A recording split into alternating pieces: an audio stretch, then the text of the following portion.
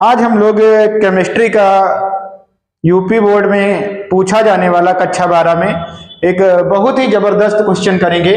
देखते हैं कौन सा क्वेश्चन लिखा है। लिखा Mg सॉलिड और Mg सॉलिड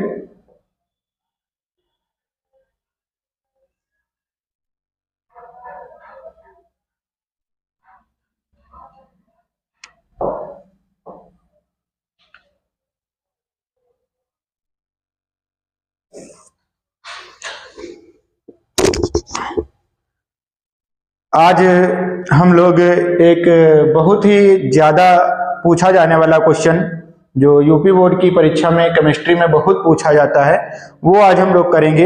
देखते हैं क्वेश्चन क्या लिखा है। Mg सॉलिड और आप लिख Mg2 प्लस इसकी सांद्रता दी है 0.1 m, फिर रेडॉक्स युग्म का निशान लगा है, एरो का निशान भी बोल सकते हैं, Cu प्लस प्लस और इसकी सांद्रता दी है 1 × 10⁻⁻1 m और फिर Cu दिया है S। कह रहा है सेल के लिए EMF इलेक्ट्रोमोटिव फोर्स की गणना कीजिए, विद्युत वाहक बल निकालना है और दिया है E0 जो मानक इलेक्ट्रोड विभव Cu प्लस प्लस और Cu का दिया है, वो दिया है प्लस का 0.34 वोल्ट तथा Mg का जो मानक इलेक्ट्रोड विभव दिया Mg प्लस प्लस Mg वो है माइनस का 2.37 वोल्ट। और इसके लिए हमको क्या करना है, EMF निकालना है। तो सबसे पहले हम क्या करेंगे, इस सेल में जो अभिक्रिया हो रही वो लिख लेंगे। तो लिखेंगे हम लोग सॉल्यूशन में सेल अभिक्रिया, क्या लिखेंगे, सेल अभिक्रिया।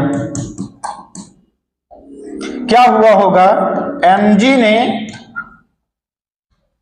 2 इलेक्ट्रॉन त्यागे होंगे,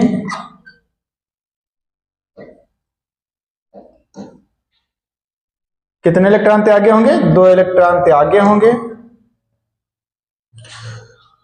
तभी तो Mg प्लस प्लस बना होगा। तो इसका क्या हुआ भैया, ऑक्सीडेशन। अगर कोई परमाणु इलेक्ट्रॉन त्यागता है तो क्या होता है, ऑक्सीडेशन होता है।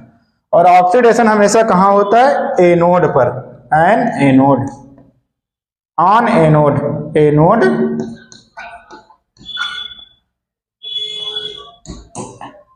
एनोड।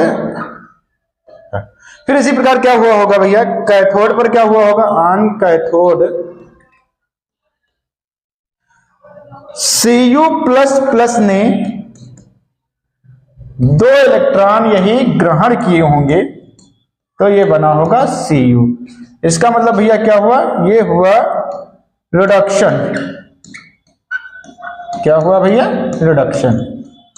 तो एक एनोड पर यह अभिक्रिया हो रही है और कैथोड पर यह अभिक्रिया हो रही, तो ये पूरी सेल अभिक्रिया क्या हो जाएगी, सेल अभिक्रिया भी लिख लेते हैं पूरी, बन जाएगा Mg plus Cu plus plus और जैसे जोड़ेंगे तो ये कट जाएगा, Mg के ऊपर 2 प्लस और प्लस Cu। तो इस प्रकार ये अभिक्रिया हुई होगी। मतलब जो ऑक्सीकरण और अपचयन में प्रयुक्त हुए इलेक्ट्रॉनों की संख्या वो कितनी है, 2 है। तो सबसे पहले हम क्या करेंगे, हमको विद्युत वाहक बल निकालना है। तो विद्युत वाहक बल निकालने से पहले हमको निकालना पड़ता है क्या, मानक विद्युत वाहक बल। क्या निकालना पड़ता है, मानक विद्युत वाहक बल। तो मानक विद्युत वाहक बल का फार्मूला होता है E0 सेल बराबर E0 cathode minus E0 anode. यहां से हम हल कर लेंगे तो बराबर का कैथोड का देखते हैं मान कितना है। तो कैथोड पर कौन है भैया, ये है Cu और इसका जो मान है ये देखो प्लस का 0.34, तो ये हो जाएगा 0.34, फिर माइनस है तो माइनस लगाए और उसका भी माइनस में माइनस का 2.37 वोल्ट। तो ये क्या हो जाएगा 0.34 माइनस माइनस का गुणा प्लस हो जाएगा 2.37। कुल मिलाकर इसको आगे बढ़ाएंगे तो क्या हो जाएगा, 7 4 11 का 1, 3 3 6 1 7।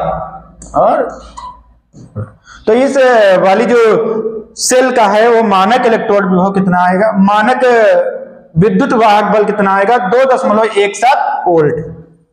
अब इसके लिए हम लोग क्या निकालेंगे, सेल का विद्युत वाहक बल, जो फॉर्मूला होता है ई सेल बराबर E0 सेल माइनस 0.0591 बटे n और इंटू में होता है log 10 एनोड का सक्रिय द्रव्यमान और अपान में क्या होता है, कैथोड का सक्रिय द्रव्यमान।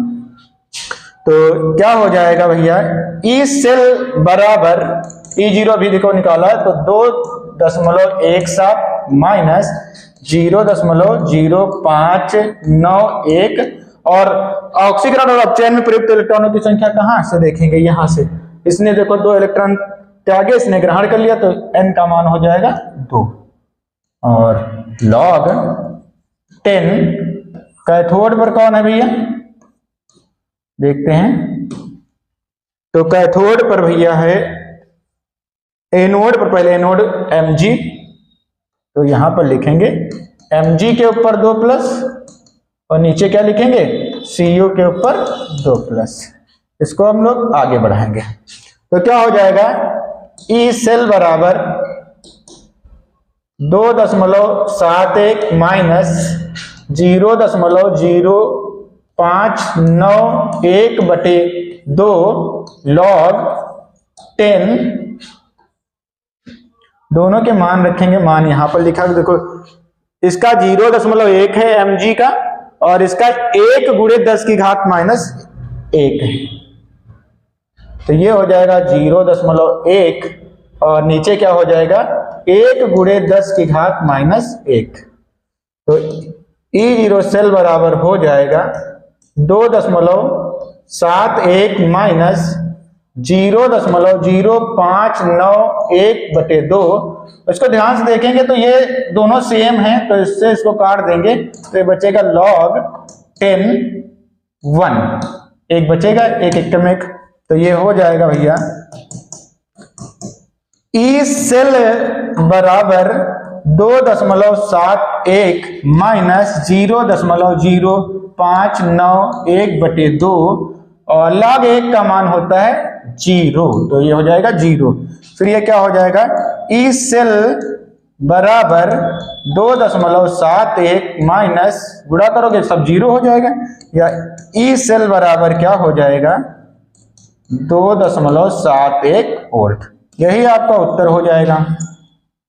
अगर बात समझ में आई हो तो वीडियो को लाइक करें, शेयर करें और कमेंट करें।